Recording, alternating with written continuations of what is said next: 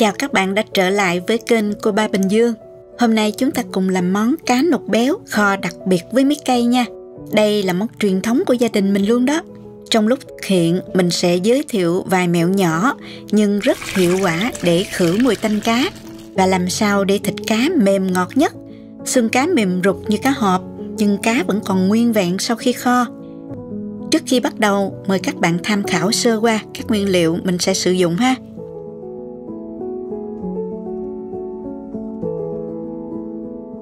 Đầu tiên mình sơ chế cá nha.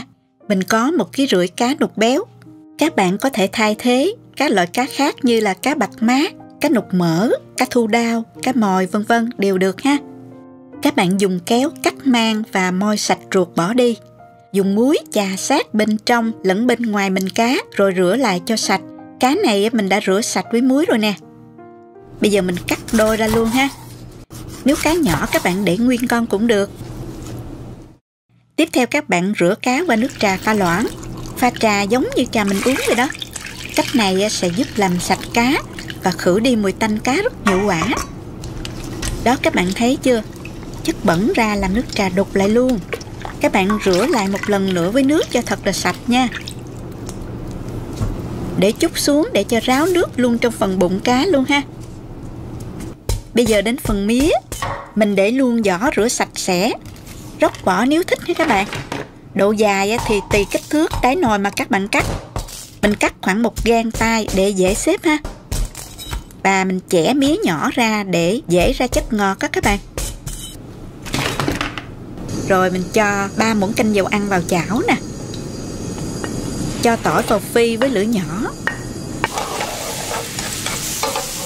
Khi tỏi gần vàng như thế này thì các bạn tắt lửa là vừa ha. Sau đó thì mình cho ra chén luôn. Bây giờ mình tiến hành ướp cá nha. Cho cá vào một cái tô lớn. Cho vào đây ít tỏi vô ướp cùng cho thơm. 1 muỗng canh dầu tỏi phi. Ướp cách này mình thấy cá thơm lắm, không còn tanh chút nào luôn. Tiếp theo là mình cho 1 muỗng cà phê muối nè. 2 muỗng cà phê hạt nêm. 1 muỗng canh đường. 1 muỗng cà phê tiêu. 1 muỗng canh nước mắm.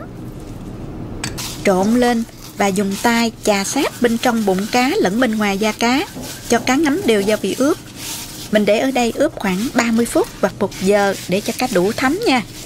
Nếu mà có thời gian các bạn có thể để lâu hơn cho cá ngấm ngon nha. Nếu ướp thời gian lâu các bạn bảo quản trong ngăn mát tủ lạnh cho an toàn nhé. Tiếp theo mình sẽ cắt đầu cá ra và nhét vào bụng cá. Làm như thế này nè các bạn. Mẹo nhỏ này đơn giản mà có nhiều ưu điểm lắm nha. Khi kho xong phần bụng không bị bể vì quá mềm. Đầu cá cũng sẽ mềm rụt mà vẫn còn nguyên. Đồng thời chất ngọt ở trong đầu cá thấm ra từ bên trong sẽ làm thịt cá ngọt hơn. Khi ăn vừa thơm vừa béo, hấp dẫn lắm các bạn. Bây giờ mình tiến hành kho cá ha. Mình xếp mía dưới đáy nồi. Mình sử dụng nồi gang tráng men nha các bạn. Nồi này giữ nhiệt rất tốt. Kho sẽ nhanh mềm hơn là nồi bình thường. Nếu các bạn có nồi áp suất điện như là nồi Instant Pot thì kho nhanh lắm, rất tiện cho các bạn bận rộn. Nhưng nếu có thời gian các bạn thử kho theo cách này cho đúng điệu nha. Cá được ngấm gia vị sâu hơn, thịt đậm đà và rất thơm. Lớp mía này sẽ giúp chúng ta bảo vệ phần đáy nồi. Cá kho lâu vẫn không bị cháy. Đồng thời mía sẽ từ từ ra chất ngọt rất đậm, không bị gắt. Mía lại dậy mùi thơm hơn nữa đó các bạn. Tiếp theo mình xếp cá lên trên nè. Xếp cho nó sát vào nhau và cho chặt lại nha để cá nó được ngấm đều trong sốt kho. Tiếp theo thì mình sẽ làm nước sốt kho. Cho vào chảo 3 muỗng canh dầu. Mình dùng dầu tỏi phi lúc nãy á. Chờ cho dầu nóng lên mình cho hành tím, tỏi băm vào phi thơm. Cuối cùng là ớt. Mình phi thơm cỡ như vậy là được nè. Rồi mình tạm tắt bếp. Và mình cho vào 7 muỗng canh nước mắm. 2 muỗng canh đường. Hơn nửa chén sốt cà. 2 muỗng canh tương ớt. 2 chén rưỡi nước. Nước ướp cá còn lại các bạn cho vô luôn nha. Và 500ml nước dừa tươi. Khuấy đều hỗn hợp lên. Mình mở lửa nè, đun cho nó sôi lên. Khi hỗn hợp đã sôi thì mình nhanh tay cho tất cả vào nồi cá luôn ha. Nước đó phải ngập mặt cá nha các bạn. Cho vài tép tỏi và vài trái ớt kho cho nó thơm ha. Mở lửa lớn chút xíu cho cá nó sôi lên nè, hớt bọt. Xong rồi giảm lửa nhỏ vừa, đậy nắp lại. Với 1 giờ đầu tiên này các bạn kho với lửa nhỏ vừa cho nó đủ sôi cho cá chín nha. Lưu ý là trong lúc kho các bạn nhớ thăm chừng. Nếu mà nồi đầy quá, khi sôi nước sẽ bị trào ra, nên thỉnh thoảng mở nắp cho hơi nước thoát ra ngoài rồi tiếp tục đậy lại nha. Lâu lâu các bạn nhớ lắc nhẹ nồi để không bị xích đáy nồi nhé. Cẩn thận vậy thôi chứ không sao, các bạn yên tâm. Và đây nồi cá mình đã kho được 2 tiếng rồi nè. Các bạn thấy lượng nước kho cũng đã cạn bớt. Và lúc này mình có thể nêm nếm lại chút xíu cho vừa khẩu vị gia đình ha. Phần xương cá bây giờ cũng đã mềm nhưng chưa mềm rục. Mình sẽ đậy nắp lại và kho thêm khoảng 40 phút nữa với lửa thật nhỏ. Và đây, nồi cá của mình đã kho xong rồi nè các bạn. Thơm quá là thơm luôn. Lượng nước còn lại khoảng 1/2 hoặc ít hơn 1/2 chút xíu là vừa. Thời gian kho với nồi gang này là 2 giờ 40 phút. Và tổng lượng gia vị theo công thức của mình là vừa đủ nha các bạn. Lưu ý các bạn, nếu không có nồi gang, các bạn nhớ chọn nồi dày để giữ nhiệt tốt, cá sẽ nhanh mềm. Thời gian kho có thể thay đổi tùy theo nhiệt độ của nồi, chênh lệch từ 2 giờ rưỡi đến 3 giờ rưỡi. Độ bốc hơi nước có khác nhau, tùy theo độ lửa lớn hay nhỏ, nên các bạn có thể thêm một ít nước dừa tươi trong quá trình hầm lau nha. Đối với nồi áp suất, các bạn nhớ giảm lượng nước lại, vì nước không có bốc hơi như là kho bình thường nhé. Bây giờ mình cho ra đĩa và dùng cơm thôi. Xếp cá ra đĩa nè. Chan nước sốt kho lên mặt cá. Các bạn xem nè, phần da cá vẫn còn nguyên luôn. Nhìn đẹp mắt hết các bạn. Mình vẽ cá ra nè. Thịt rất mềm nhưng không rã đâu nha. Phần đầu cá bên trong vẫn còn nguyên luôn nè. Đầu cá mềm rụt luôn nè các bạn. Xương sống cá mềm mà mình dùng tay bóp tơi ra được luôn đó. Mình ăn thử phần thịt xem sao nha. Mời các bạn. Thịt mềm lắm, rất thơm và không còn chút mùi tanh nào.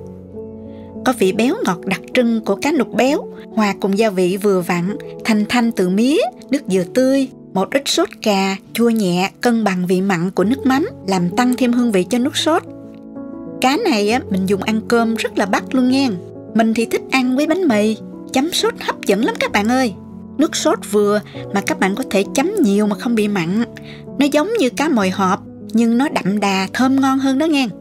Các bạn thử làm và thưởng thức mới thấy được hết cái ngon của nó. Chúc các bạn thành công. Hôm nay mình xin chia sẻ với các bạn cách làm món cá nục sốt cà quen thuộc nhưng vô cùng bắt cơm nha. Với cách làm này, cá không bị tanh, lại thấm vị vào trong từng thớ thịt, ăn nhiều mà không hề bị ngán. Cá nục là món ăn bình dân lại giàu dinh dưỡng nữa. Nào chúng ta cùng vào bếp làm ngay món này cho cả nhà cùng thưởng thức nha các bạn.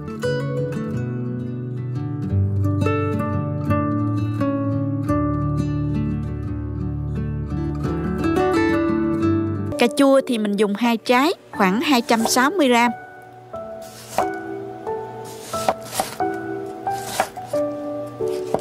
Mình cắt hạt lựu để cho cà dễ tan khi rim.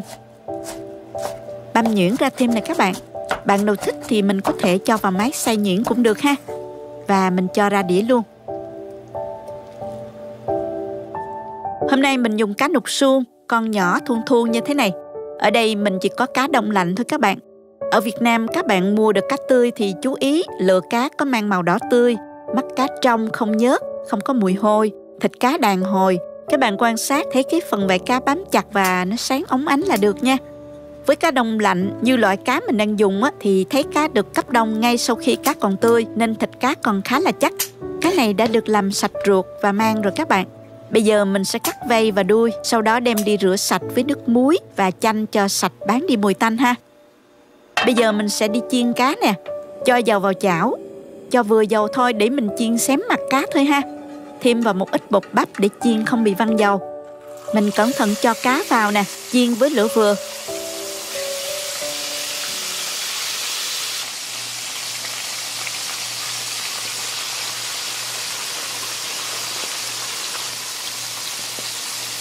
Chiên đến khi nào cá chín vàng hai mặt như thế này là được. Không chiên quá lâu khiến cá bị khô nha các bạn. Bước chiên này giúp thịt cá tạo xớ, giúp cá thơm và thấm gia vị tốt hơn khi mình rim nước sốt cà chua. Bây giờ mình làm nước sốt cà chua nữa là xong nè. Cho vào chảo 2 muỗng canh dầu. Dầu nóng thì mình cho hành, tỏi băm vào phi thơm.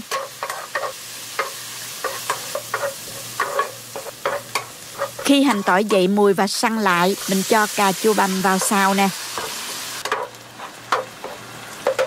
Xào trên lửa vừa cho đến khi cà chua chín nhừ và tan dần. Sau đó mình cho vào 200ml nước dừa tươi. Bạn nào không có thì mình dùng nước thường cũng được ha.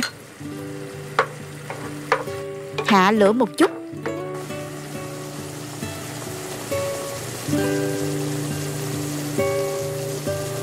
Tiếp theo thì mình cho vào đây 2 muỗng canh tương cà.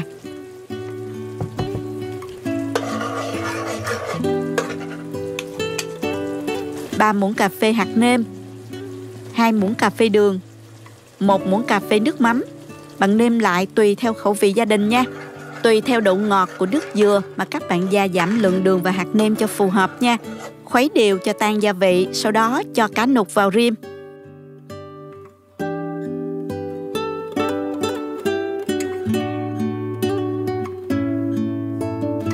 Múc nước sốt rưới đều lên mình cá, để lửa nhỏ thôi. Mình rim cá trong khoảng từ 5 đến 7 phút cho cá ngấm gia vị nha. Nhớ trở cá đều để cá ngấm đều nước sốt nha các bạn. Bạn nào thích ăn nhiều sốt hơn thì có thể thêm nước nha.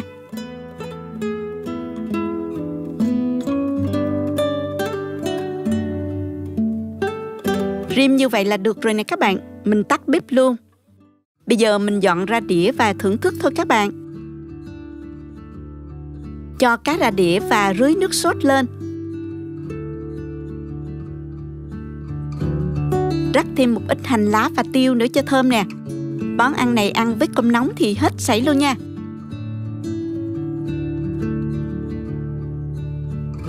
Đĩa cá nóng hổi, sốt cà thơm thơm, lại thêm màu đỏ hấp dẫn nữa. Cá chắc không bị gãy nát nè, thịt cá mềm lại thấm vị. Hôm nay mình xin chia sẻ với các bạn món cá nục kho ớt, hương vị hấp dẫn, mùi thơm cay của ớt đánh bay mùi tanh cá hiệu quả vô cùng. Món này bao hao cơm luôn nha các bạn. Mời các bạn xem qua thành phần nguyên liệu trước khi thực hiện. Bạn cũng có thể tham khảo những dụng cụ nhà bếp mình hay sử dụng dưới phần mô tả của video.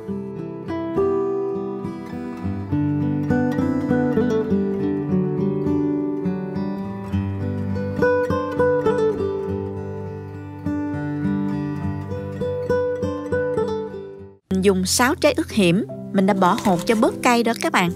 Nếu các bạn không thích ăn cay quá nhiều thì mình có thể thay thế bằng ớt sừng ha. Cắt nhỏ và mình cho vào máy xay nhuyễn luôn ha.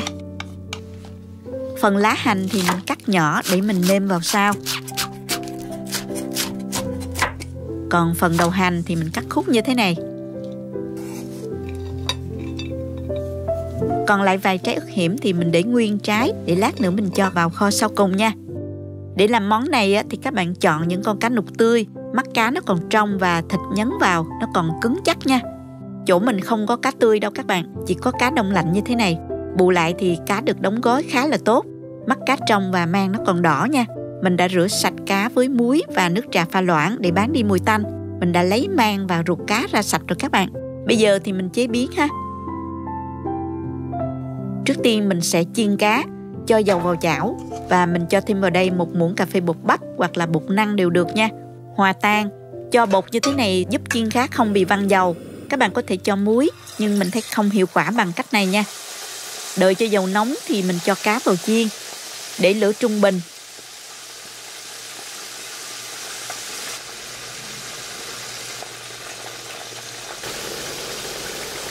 Mình chiên cho cá vàng như thế này là được nha các bạn. Vớt cá ra luôn nè. Đừng có chiên lâu quá nó bị cháy nha. Chiên xong thì các bạn vớt cá ra đĩa cho ráo dầu. Bây giờ thì mình đi làm nước sốt để rim cá nữa là xong. Cho vào chảo một chút dầu ăn. Đợi cho dầu nóng thì mình cho tỏi vào phi thơm nè.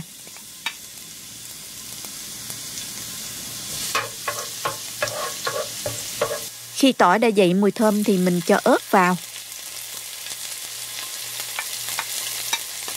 Xào sơ qua. Sau đó các bạn tạm tắt bếp. Rồi mình pha sốt nè. Cho vào đây 2 muỗng canh nước mắm, 2 muỗng canh đường, 1 muỗng canh hạt nêm, 1 muỗng canh tương ớt tùy sở thích nha, 1 muỗng canh nước màu đường. Và mình thêm 300ml nước. Mình bật bếp rồi khuấy đều cho tan ha.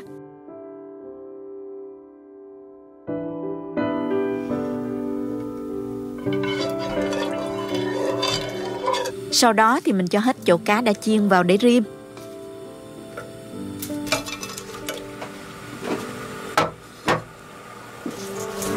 Mình rim trong khoảng 10 phút ở lửa trung bình nhỏ nha các bạn. Mình cho thêm vài trái ớt vào rim cùng luôn nha.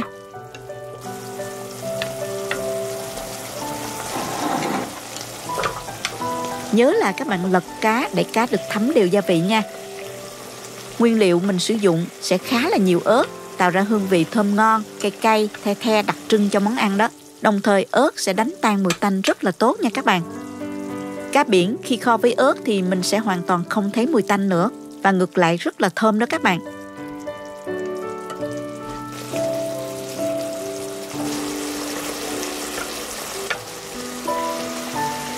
Với món cá nục kho ớt, mình rim cá cho đến khi nước sốt nó sệt lại, còn khoảng 1/3 lượng nước ban đầu là được nha các bạn. Như thế này là được rồi nè. Mình tắt bếp và cho thêm một chút hành và tiêu nữa cho dậy mùi thơm. Những con cá được áo đều phần nước sốt đỏ nè, thơm mùi ớt rất là hấp dẫn. Thịt cá thấm gia vị đậm đà, thơm ngon, ăn rất là bắt cơm đó các bạn. Mình cùng nhau làm món cá nục kho ớt này để đổi vị cho bữa ăn gia đình các bạn nhé. Chúc các bạn kho cá thật ngon và dùng cơm thật ngon miệng nha các bạn. Hôm nay mình xin chia sẻ đến các bạn món cá hấp kho măng, món ruột của gia đình mình. Nguyên liệu giản dị nhưng hương vị thì ngon miễn bàn luôn các bạn. Ý tưởng rất tuyệt cho bữa cơm gia đình, rất là bắt cơm luôn nha.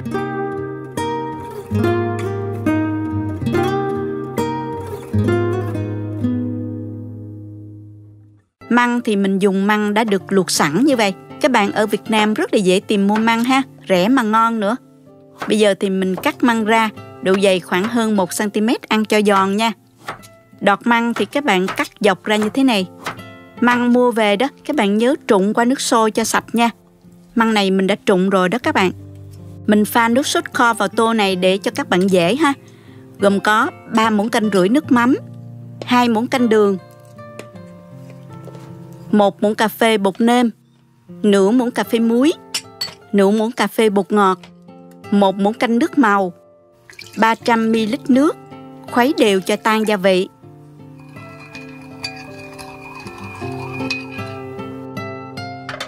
Tiếp theo thì mình cho vào chảo 150g mỡ để mình thắng mỡ ha. Thay thế bằng dầu cũng được nha các bạn.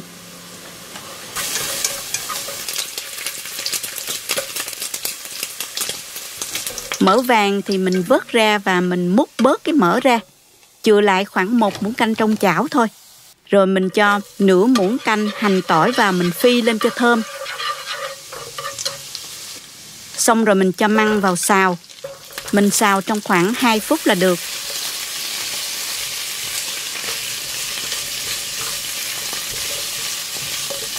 Rồi mình nêm vào đây nửa muỗng cà phê bột nêm và một ít tiêu cho thơm. Bước xào này giúp bán đi mùi chua của măng và giúp măng thơm hơn.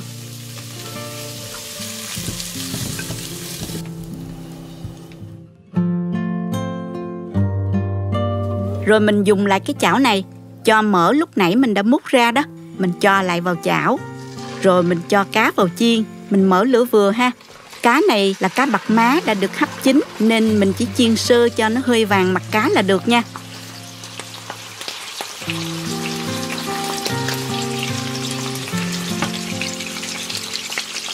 Rồi mình trở qua mặt còn lại.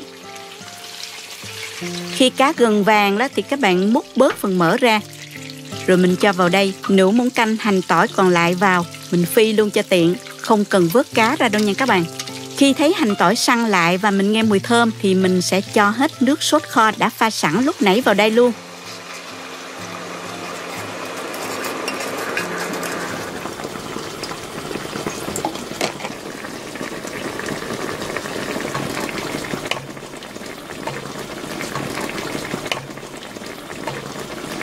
Cho nước kho nó sôi trong 5 phút ha.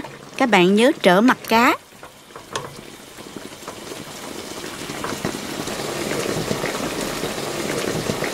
Sau đó thì các bạn cho măng vào kho cùng.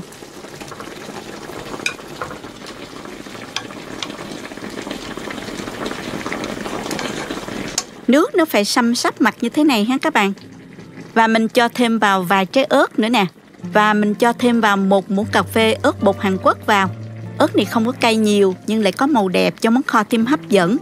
Mình sẽ đậy nắp kho cho cá mềm và măng thấm gia vị. Mình để lửa dưới trung bình nha các bạn. Sau 15 phút thì mình mở nắp, trở những miếng măng nằm ở trên cùng cho măng được thấm đều gia vị.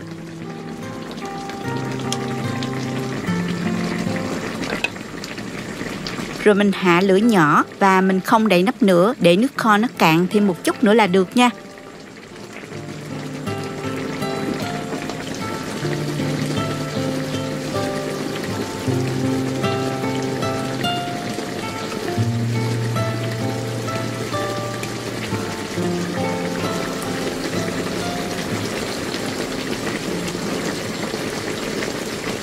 Mình cho tóp mỡ lúc nãy vào luôn nha các bạn.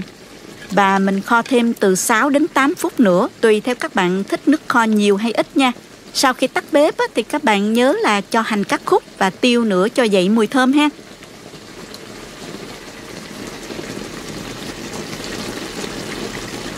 Hoàn thành rồi các bạn. Nhìn có hấp dẫn không nè? Mình dùng cơm thôi các bạn ơi. Cá mềm, thấm rất là ngon. Đặc biệt cá hấp rất hợp khi kho chung với măng. Mình thấy ngon hơn là dùng cá tươi đó, vì nó rất thơm, không có mùi tanh như là mình dùng cá tươi nha. Măng giòn, thấm nước cá kho rất là vừa vị. Kho như vậy mình thích ăn măng hơn là ăn cá luôn đó các bạn. Hy vọng các bạn sẽ thích món này và làm thử để đổi món cho bữa cơm gia đình hàng ngày các bạn nhé. Hôm nay chúng ta sẽ quay lại với series cá kho vô cùng đa dạng của Việt Nam mình. Mình sẽ cùng các bạn thực hiện món cá nục kho ớt nha. Cách chế biến cá nục mà mình rất thích. Cá nục kho đậm đà, thấm vị. Tuy nói là kho ớt nhưng vị hơi the nhẹ, mùi lại rất thơm và kích thích vị giác. Cá được kho mềm nhưng không rã, dễ dàng trang trí thành phẩm bắt mắt. Sốt kho có vị vừa ăn, sánh nhẹ, chan cơm hay chấm rau đều hấp dẫn.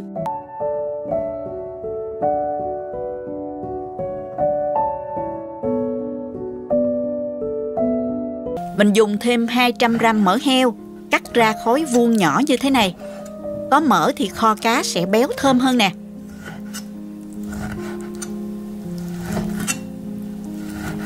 Cắt xong thì mình cho hết qua chảo để chút nữa mình thắng mỡ nha. Hôm nay mình dùng cá nục để kho. Cá này đã được làm sạch rồi nha các bạn. Mình cũng đã rửa với muối, giấm và rượu trắng để bán đi mùi tanh cá. Các bạn cũng có thể rửa với muối và giấm hoặc muối với nước trà pha loãng, cũng khử đi được mùi tanh cá rất là hay luôn. Cách nào cũng được hết nha các bạn. Cá nục này hơi nhỏ nên mình sẽ để nguyên con. Nếu cá lớn thì các bạn có thể cắt ra tùy theo ý thích ha. Mình cho cá vào đây để ướp nè. Với lượng là 800g cá, mình sẽ ướp vào đây 1 muỗng cà phê bột nêm, 1 muỗng canh nước mắm, nửa muỗng cà phê muối, 1/3 muỗng cà phê tiêu, nửa muỗng canh đường. Mình dùng đường thốt nốt nha các bạn. Trong những món kho các bạn dùng đường thốt nốt sẽ ngon hơn đó. Nửa muỗng canh nước màu đường.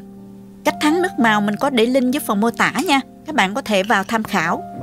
Trộn đều lên cho gia vị tan ra. Mình sẽ không ướp hành tỏi nha các bạn, vì chút nữa chiên hành tỏi sẽ dễ bị cháy khét. Trong khi chờ cá thấm gia vị thì mình sẽ đi thắng mỡ. Cho chảo lên bếp, mở lửa vừa và mình cho vào 3 muỗng canh nước. Khi mỡ săn lại và cạn nước thì mình thắng cho đến khi mỡ vàng.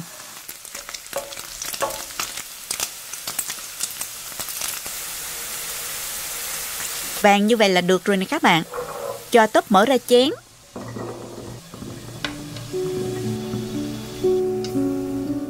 và mình cho bớt mỡ ra, chừa lại trong chảo khoảng 4 muỗng canh mỡ nước. Sau đó thì mình cho cá vào chiên. Bước chiên này giúp cá thơm hơn và khi kho thịt sẽ săn chắc, không bị vỡ.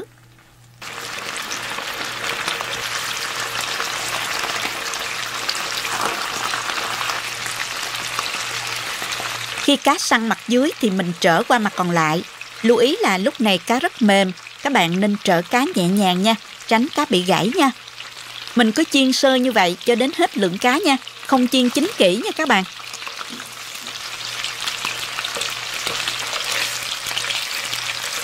Tiếp theo mình làm sốt kho. Cho vào chảo 2 muỗng canh mỡ thắng lúc nãy á.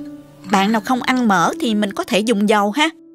Cho hết lượng hành và tỏi xay lúc nãy vào. Mình phi lên cho nó hơi vàng như vậy mới ngon nha. Mình tạm tắt bếp và cho vào đây 3 muỗng canh nước mắm, nửa muỗng cà phê muối, nửa muỗng canh nước màu đường, 200ml nước dừa. Khuấy đều lên và mở lửa đun sôi hỗn hợp. Và cho vào đây nửa muỗng canh đường. Khi sốt sôi thì mình bắt đầu xếp cá vào nồi.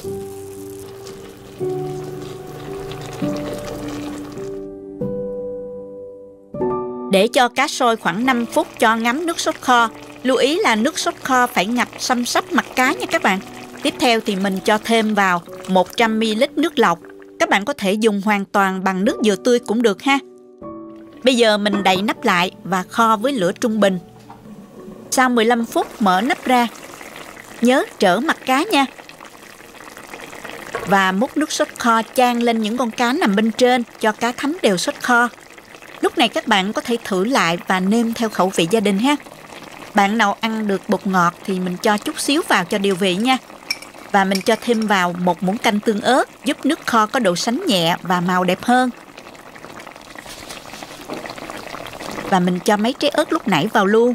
Ớt nấu chín cùng với cá không quá cay, chỉ hơi the nhẹ nhưng lại rất thơm các bạn, nâng hương vị của nồi cá luôn. Sau đó hạ lửa nhỏ và kho riu riu cho đến khi các bạn thấy cá đều sốt kho lên màu nâu đỏ rồi thì mình cho tóp mỡ vào sau cùng để giữ được độ giòn hấp dẫn nha. Cho đầu hành lá vào nè và mình kho thêm 2 phút nữa rồi tắt bếp.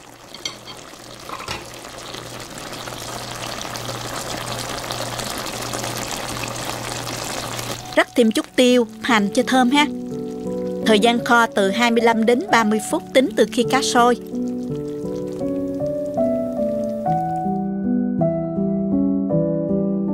Nhìn hấp dẫn chưa này các bạn? Mình dùng cơm thôi các bạn ơi. Cá thấm sốt kho đậm đà, không quá mặn cũng như không quá nhạt, vừa ăn lắm các bạn.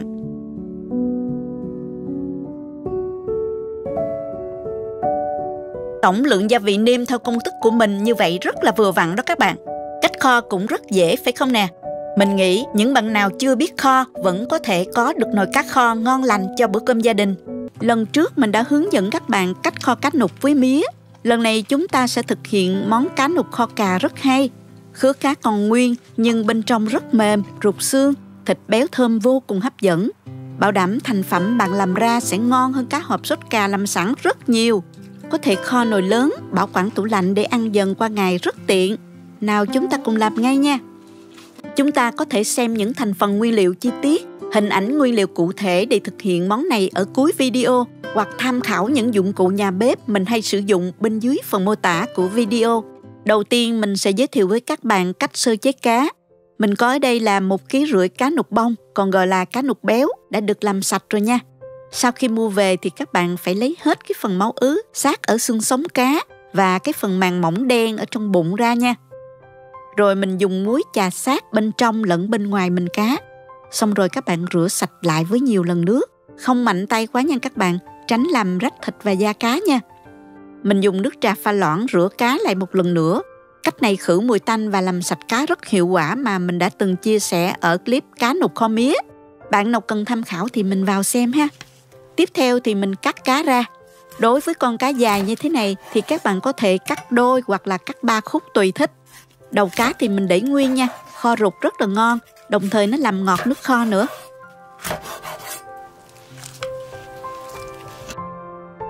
Để lót đáy nồi thì ở đây mình dùng mía, khóm hoặc là hành tây. Có gì thì mình dùng đó nha các bạn. Nếu dùng khóm thì các bạn gọt sơ cái phần gai ở bên ngoài vỏ và mình cắt miếng dày cỡ 2 cm để lót ha. Bạn nào dùng mía thì nhớ chẻ ra nha. Hôm nay vì kho với nồi áp suất á, nhiệt tỏa đều, khả năng xích đáy nồi rất ít so với là nồi kho bình thường nên mình dùng hành tây để lót bên dưới. Dùng một củ hành tây cắt khoanh dày khoảng 2 cm như vậy. Tiếp theo thì mình cho vào chảo 3 muỗng canh dầu và mình cho hành tây vào áp chảo cho thơm.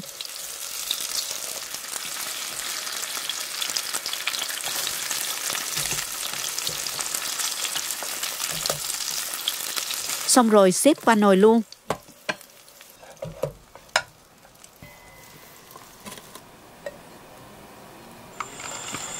Tiếp tục mình cho hành tỏi vào phi nè.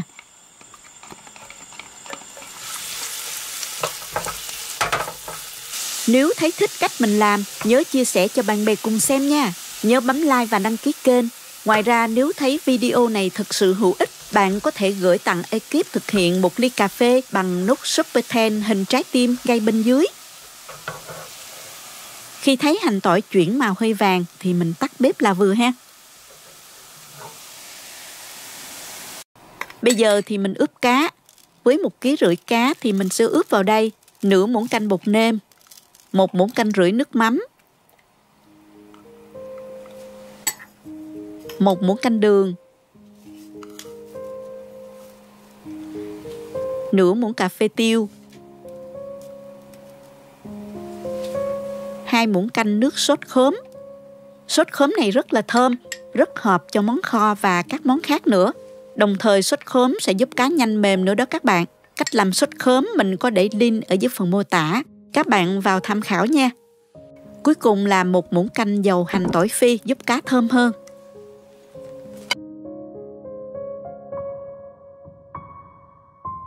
Dùng tay mình trộn lên, thoa đều gia vị bên trong bụng cá và bên ngoài luôn ha các bạn. Và mình để đây 30 phút cho cá đủ ngấm gia vị. Trong thời gian chờ thì mình đi làm sốt kho nè. Và mình cho gia vị vào đây gồm có 1 muỗng canh bột nêm, 5 muỗng canh nước mắm,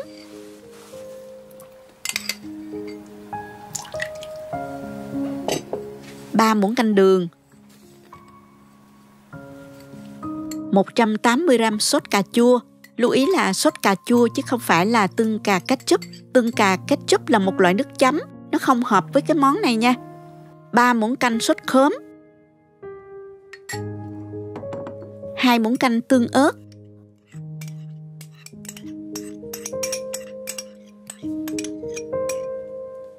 1/2 muỗng cà phê ớt bột paprika nhằm để tạo thêm màu và độ cay nhẹ. Các bạn có thể thay thế bằng các loại ớt khác cũng được ha.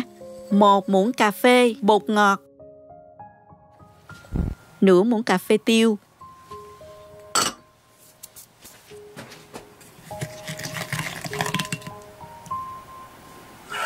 chảo hành tỏi phi lúc nãy đó, mình bật lửa cho sôi trở lại. Khuấy đều.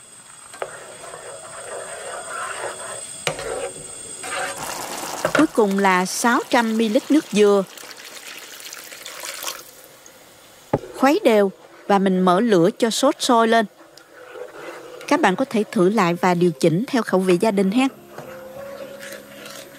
Để rút ngắn thời gian kho, bạn nào có nồi áp suất thì mình dùng nha. Ai thích kho theo cách truyền thống thì vào link dưới phần mô tả để xem ha. Mình xếp cá vào nồi nè.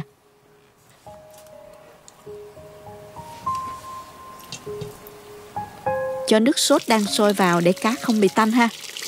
Lưu ý là lượng nước sốt vừa đủ, không quá nhiều, vì kho áp suất nên nước không bốc hơi như là kho bình thường nha các bạn. Như vậy là vừa nè. Khi hành tây bên dưới mềm thì cá nó sẽ sát xuống mặt nước kho, nên các bạn yên tâm nhé. Cho 2 củ hành tím và vài tép tỏi đập dập vào kho chung. Bây giờ thì mình đậy nắp lại. khóa van về siêu linh, bấm chế độ Mix Steel thời gian 50 phút. Hết thời gian nấu thì bạn cứ để thêm thời gian để nồi hạ bớt áp suất rồi mình xả van mở nắp nha. Wow, thơm quá các bạn ơi, cá của mình đã được rồi nè. Nếu thích lượng nước ít hơn một chút thì các bạn có thể bấm sauté không đậy nắp nha. Và mình kho thêm 10 phút nữa cho nước bốc hơi bớt là được ha. Hoặc các bạn có thể sang qua cái nồi khác rồi mình nấu riu lửa trong 15 phút cho nước bốc hơi bớt là được nha. Bây giờ muốn cho nước có độ sánh nhẹ giống như cá hộp thì mình hòa tan 1 muỗng cà phê bột năng với 2 muỗng canh nước. Khuấy đều lên. Và mình múc nước kho qua nồi khác, mở lửa nấu sôi. Sau đó thì mình cho từ từ bột năng vào.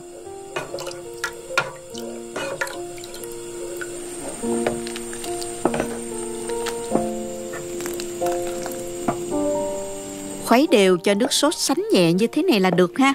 Mình tắt bếp luôn.